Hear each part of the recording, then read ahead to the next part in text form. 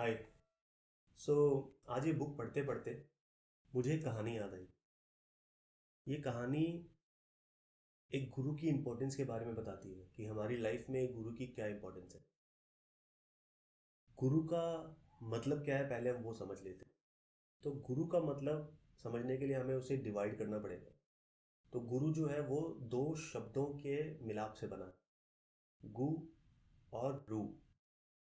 गु का जो मतलब है वो है डार्कनेस, और जो रू है उसका मतलब है dispel. So someone who eliminates darkness from your life is what we call a guru, है ना।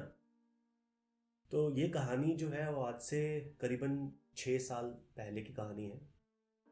तो उस टाइम पे मैं पुणे में जॉब करता था। तो उस टाइम पे पुणे में जॉब करते हुए जब मैं अपनी वेकेशन पे अपने होम टाउन में गया, तो मेरे पिताजी और माताजी मुझे एक मुक्तसर नाम के गांव में लेके गए। उस गांव में एक गुरुद्वारा है जो बहुत फेमस है।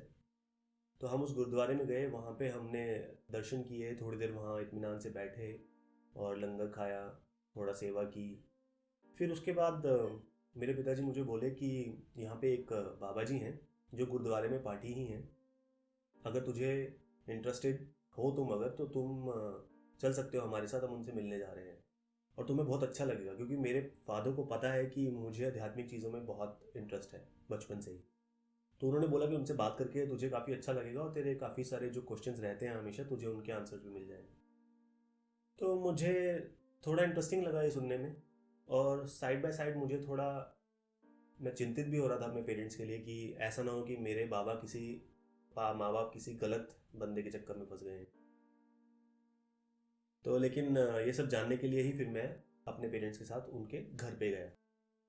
तो उनके घर पे काफ़ी लोग ऑलरेडी वहाँ पे मौजूद थे, तो हमें भी उन्हें ज्वाइन करना था जाके। तो जैसे ही हम उन लोगों के पीछे जाके वहाँ बैठे, तो जो गुरुजी थे या जो भी बाबा जी थे, उनके जो वाइफ थे वो हम सबके लिए पीने के लिए शरबत वगैरह और कुछ खाने के लिए स्नैक्स वगैरह लाके उन्होंने हमें दिए और वो चले गए। उसके बाद मैं बस ऑब्जर्व कर रहा था कि आसपास चल क्या रहा है। तो वो बाबा क्या कर रहे थे, जो भी लोग उनके पास आ रहे थे वो उनके क्वेश्चंस के आंसर कर रहे थे, है ना, और उनको हेल्प कर रहे थे अंडरस्टैंड करने में लाइफ की प्रॉब्लम्स को। कुछ लोगों को वो जनरली आंसर कर रहे थे और जनरली उनको एडवाइस दे रहे थे, और कुछ लोगों के साथ वो कुछ अलग कर रहे थे। तो उनका ये तरीका कुछ अलग था, इसीलिए मैंने सोचा कि आपके साथ ये कहानी मैं शेयर करता हूँ। तो वो क्या कर रहे थे, कुछ लोग, आपने इलायची देखा होगा ना, तो वो इलायची लेके आ रहे थे लोग खुद, और वो उस उन बाबा जी को दे रहे थे। वो अपने हाथ में रख के कुछ देर के लिए सिमरन करते थे, और उसके बाद वो वापस उनको देते थे और बोलते थे कि जाइए आप घर जाके इसे खाने में डालिए और चाय बना के पी लीजिए, तो आपके सारे दुख दर्द दूर हो जाएंगे। तो ये देख के मुझे थोड़ा लगा कि ये तो गलत हो रहा है, मतलब कुछ तो, ये तो लूटने का तरीका लग रहा है। तो मुझे लगा कि अब ये उनसे पक्का पैसे मांगेंगे। बट मेरी एक्सपेक्टेशन के परे उन्होंने उनसे कोई पैसे नहीं लिए। वो चुपचाप वहाँ से खड़े हुए, और इवन उनको खाने पीने के लिए दे रहे थे लोग, है ना, वो बाबा जी की फैमिली उनको सेवा कर रही थी। वो लेके अपना चले गए। फिर नेक्स्ट नेक्स्ट के साथ यही हुआ, फिर थर्ड के साथ, ऐसे करते करते सब लोग निकले वहाँ से, और फिर फाइनली हमारा नंबर आया। तो जब मैं जाके उधर बैठा तो उन्होंने मुझसे पूछा कि हाँ जी बताइए आपकी क्या प्रॉब्लम है। तो मैंने बोला ऐसा सच हमारा कोई प्रॉब्लम नहीं है। तो मेरे पापा बोले कि प्रॉब्लम नहीं है, बट इसके कुछ क्वेश्चंस हैं, may be if you can help him answering those question. तो वो बोले ठीक है बताइए। तो मैंने उनको बताया कि मैं इंजीनियर हूँ और मैं यहाँ जॉब करता हूँ और ये सब मेरा प्रोफेशन है। तो उसके बाद हम बैठे बात करने के लिए, और मैंने उनसे सबसे पहला सवाल यही पूछा कि आप तो इन लोगों को पागल बना रहे हैं, मतलब आप इलायची देके उनको बोल रहे हैं कि आप अब आपकी लाइफ के सारे प्रॉब्लम्स दूर हो जाएंगे और आप ठीक हो जाओगे। तो ये मुझे थोड़ा जेन्युइन नहीं लगा। तो उन्होंने बोला कि तुम्हें क्या लगता है कि ये लोग मेरे पास क्यों आते हैं। मेरे को लगा कि, मैंने कहा कि मे बी उनकी प्रॉब्लम्स हैं और कहीं और उनको समझता नहीं, तो वो आपके पास आ जाते हैं। तो उन्होंने बोला कि ये लोग मेरे पास तब आते हैं जब ये ज़िंदगी से हार चुके होते हैं, जब इनके पास कुछ नहीं बचा होता है लाइफ में और कुछ करने के लिए। तो उनको लगता है कि बस ये लास्ट सोल्यूशन है, तो हमें बस यहाँ जाना है और यही हमारी हेल्प कर सकते हैं। तो अगर कोई आदमी तुम्हारे पास आ रहा है और उस उम्मीद के साथ आ रहा है और तुम पे भरोसा करके आ रहा है, तो नाउ इट्स योर रिस्पॉन्सिबिलिटी कि आप उसे अच्छा रास्ते पे लेके चलें और उसे सही रास्ता दिखाएं और उसे सही एडवाइस दें। तो जैसे तुम इंजीनियर हो, तुमने डॉक्टर्स की भाषा में अगर ये सुना होगा तो एक प्लेसिबो इफेक्ट होता है।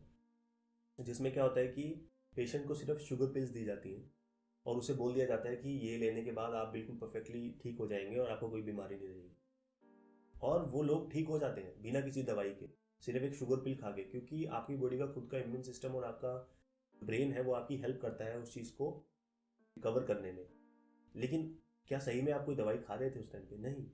तो सिमिलरली जब ये लोग मेरे पास आते हैं तो ये सब उम्मीदें छोड़ चुके होते हैं, तो मैं उनको एक उम्मीद देता हूँ, क्योंकि वो मुझ पे ब्लाइंड फेथ कर रहे हैं, तो जो मैं बोलूँगा वो समझेंगे। तो अगर मैं उनको बोलता हूँ कि ये चाय में डालने से या खाने में डालने से आपके सारे प्रॉब्लम्स दूर हो जाएंगे, तो वो कहीं ना कहीं बिलीव करेंगे कि हाँ, अब हमारे सारे प्रॉब्लम्स खत्म हो गए हैं क्योंकि बाबा जी ने बोला है। और उसके बाद वो अपनी नॉर्मल लाइफ की रूटीन में लग जाते हैं और धीरे धीरे उनके सारे प्रॉब्लम्स वो खुद सॉल्व करते हैं, बट उन्हें लगता है कि मैं सॉल्व कर रहा हूँ या भगवान सॉल्व कर रहा है। हालांकि हर प्रॉब्लम को सॉल्व करने के लिए उन्हें खुद का एफर्ट लगाना पड़ता है। जस्ट डज दैट कि वो बिलीव करने लगते हैं उस चीज़ में। तो मुझे लगा ये ठीक है, जेन्युइन बता रहे हैं ये। तो मैंने उनको एक क्वेश्चन और पूछा कि अब ये लोग आपको आइडल मानते हैं अभी, और धीरे धीरे हो सकता है ये लोग आपको फॉलो करने लग जाए और आपके जैसा बनना चाहे। तो उन्होंने बोला ठीक है, इसमें बुराई क्या है? अगर वो लोग मेरे जैसा बनना चाहते हैं और बाकी लोगों की हेल्प करना चाहते हैं तो क्या प्रॉब्लम है, इसमें क्या बुराई है? तो मैंने बोला इसमें बुराई नहीं है। मैं, आप बुरा मत मानिएगा, मैं आपको कुछ नहीं बोल रहा हूँ, क्योंकि आपके काम करने के तरीके में और हेल्प करने के तरीके में मुझे दिख रहा है कि आपका कोई लालच नहीं है और आप निस्वार्थ भाव से सेवा कर रहे हैं। बट ऐसे बहुत से बाबा हैं, जैसे हमारे होम टाउन के पास में भी, जहाँ से मैं बिलोंग करता हूँ डबवाली से, उसके आसपास भी ऐसे हैं बाबा जो अभी पकड़े गए रिसेंटली, और जिन्होंने बहुत गलत काम किए और लोगों का बहुत नाजायज़ फ़ायदा उठा रहे थे वो, और बहुत पैसा लूट रहे थे। तो ऐसे लोग हैं, तो समझिए कितने सालों तक लोग उनको फॉलो कर रहे थे और उनको आइडल मान रहे थे, और आज उनके जैसा बनना चाहें तो वो जो गलत काम कर रहे थे, अगर लोग वही फॉलो करने लगेंगे कि हमारा गुरु ये करता है तो हमें करने में क्या बुराई है, तो ये कहीं ना कहीं समाज के लिए गलत नहीं है। तो उन्होंने बोला, मुझे बड़ा ही अच्छा एग्जाम्पल दिया उन्होंने। तो उन्होंने मुझसे सवाल पूछा कि अच्छा तुम मुझे ये बताओ कि तुम्हें अपने 7th 8th और 9th इन क्लासेस के टीचर्स के नाम याद है? तो मैंने बोला हाँ, मुझे कुछ टीचर्स के नाम याद हैं। तो फिर उन्होंने मुझसे सेकंड क्वेश्चन पूछा कि क्या तुम्हें उनके बच्चों के और उनके हस्बैंड या वाइफ के या उनकी फैमिली के किसी और मेंबर के नाम याद हैं? मैंने बोला वो तो मुझे नहीं पता है, क्योंकि मैं कभी उनसे मिला नहीं।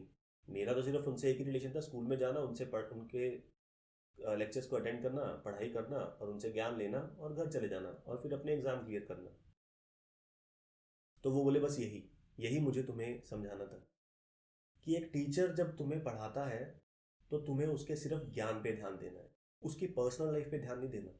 हो सकता है जो टीचर्स तुम्हें पढ़ा रहे थे वो घर जाके अपने वाइफ के साथ मिसबिहेव करते हो, अपने बच्चों के साथ मिसबिहेव करते हो, या अपने पेरेंट्स को मारते हो या उनको हेल्प नहीं करते हो, है ना? बट तुम्हें उनसे कोई मतलब नहीं है। तुमने सिर्फ उनसे ज्ञान लिया, उस ज्ञान को यूज़ किया और आज तुम इस लेवल पे हो कि तुम इंजीनियर बन के जॉब कर रहे हो। तो तुम्हारी लाइफ में मल्टीपल गुरु आए। स्टार्ट हुआ तुम्हारे पेरेंट्स से, सबसे पहले गुरु तुम्हारे माँ बाप बने, फिर तुम्हारे स्कूल के टीचर्स बने, फिर उसके बाद, और जब तुम कॉलेज में गए तो तुम्हारे लेक्चर तुम्हारे गुरु बने।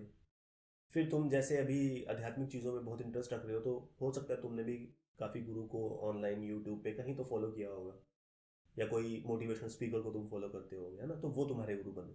तो किसी ना किसी तरीके से हमेशा तुम्हें एक गुरु की ज़रूरत रहती है। गुरु के हमेशा ज्ञान पे ध्यान दीजिए।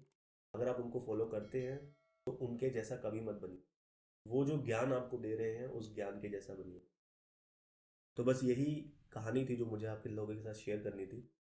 और ज़िंदगी में सीखते रहिए, आगे बढ़ते रहिए। धन्यवाद।